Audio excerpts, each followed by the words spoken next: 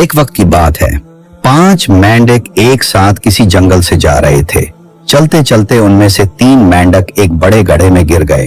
5 में से 3 मेंढक गड्ढे में गिर गए तो ऊपर 2 बच्चे बाकी रह गए। गड्ढे में गिरने के बाद वो तीनों मेंढक ऊपर चढ़ने की बहुत कोशिश करते हैं, लेकिन गड्ढा बहुत बड़ा था। इस गड्ढे से बाहर निकलना आसान नहीं था।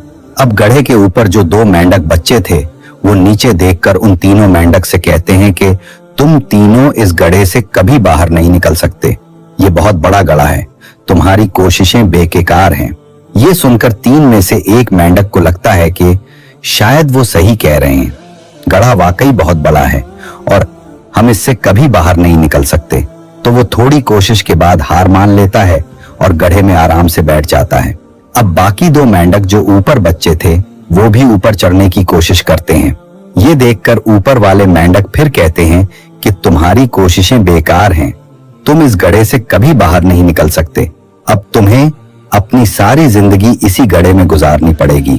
ये सुनकर एक और मेंढक हार मान लेता है और बैठ जाता, लेकिन एक मेंढक अभी भी ऊपर चढ़ने की कोशिश कर रहा था। ऊपर वाले दोनों मेंढक इसे कहते हैं कि क्या तुम्हें सुनाई नहीं दे रहा? तुम्हारे साथी हार मान चुके हैं और तुम अब भी ये सोच रहे हो कि तुम इस बड़े गड्ढे से बाहर निकल सकते हो। लेकिन इस मेंढक पर उनकी बातों का कोई असर नहीं हुआ। वो मुसलसल कोशिश करता रहा और आखिरकार गड्ढे से बाहर निकल गया। अब वो सारे मेंढक देख रहे थे कि ये कैसे मुमकिन हुआ। हम आपको बताते हैं कि वो मेंढक गड्ढे से इसलिए बाहर निकल सका क्योंकि वो बहरा था, इसे कुछ सुनाई नहीं देता था। इस कहानी से हमें सबक मिलता है कि जब हम जिंदगी में कुछ अच्छा करना चाहते हैं तो बहुत लोग आते हैं और हमें रोकने की कोशिश करते हैं, मनफी बातें करते हैं। अगर आप कामयाबी चाहते हैं तो उनकी बातों का असर अपने ऊपर ना होने दें। सबसे बड़ा नुकसान यही है कि लोग क्या कहेंगे। लोग तब भी कहेंगे जब आप कुछ नहीं करते और तब भी कहेंगे जब आप कुछ करते हैं। चाहे आप कुछ करें या ना करें, लोग तो कहेंगे ही।